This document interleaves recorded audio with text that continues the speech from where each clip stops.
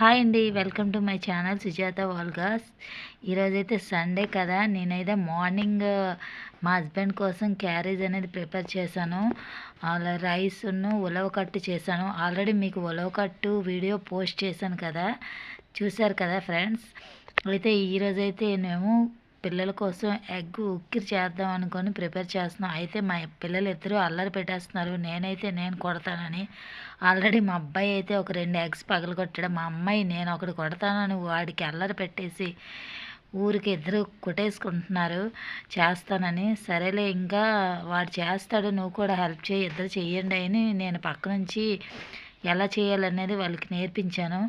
పిల్లలకి చిన్నప్పటి నుంచి మనము ఏదైనా చెప్పడం ఎలా చేయాలో అనేది నేర్పిస్తే మనకు అవసరమైనప్పుడు వాళ్ళు హెల్ప్ అనేది ఖచ్చితంగా చేస్తారు.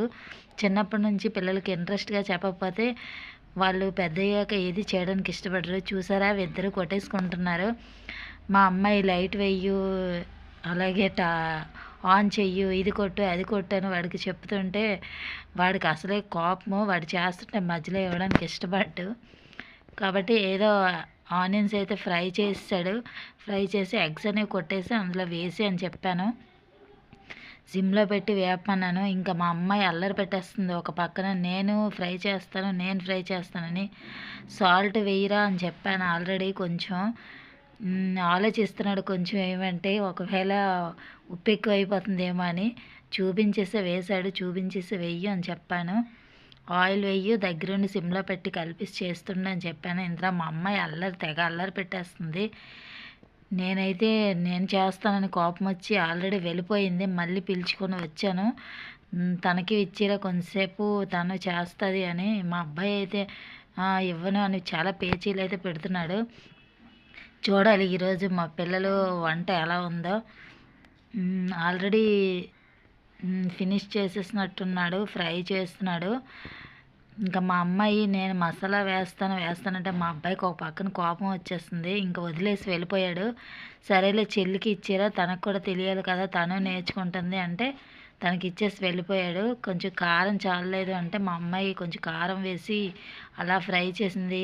ఇంకా దానికి చిరాకు వచ్చేసి ఎంతసేపు చేయాలని అడుగుతుంది.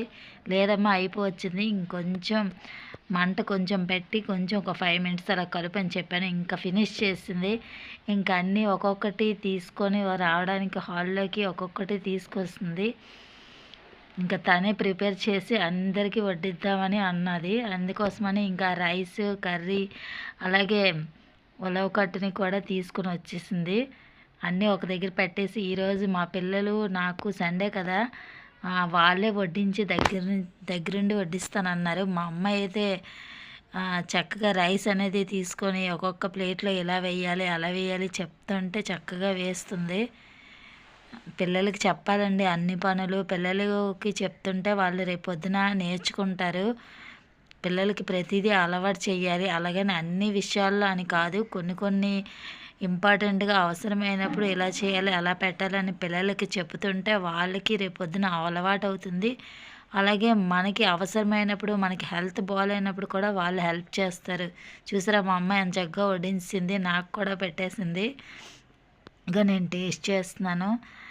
అందరికీ మా ముగ్గురికి పెట్టేసి వడ్డించేసింది. ఇంకా నేను టేస్ట్ చేస్తున్నాను ఎలా ఉందని కలుపుకుందామని ఇంకా టేస్ట్ చేశాను. వాళ్ళిద్దరైతే తినేస్తున్నారు. చాలా బాగుంది అనిపించింది. కొంచెం సాల్ట్ తక్కువ. Okay, no problem. Thank you.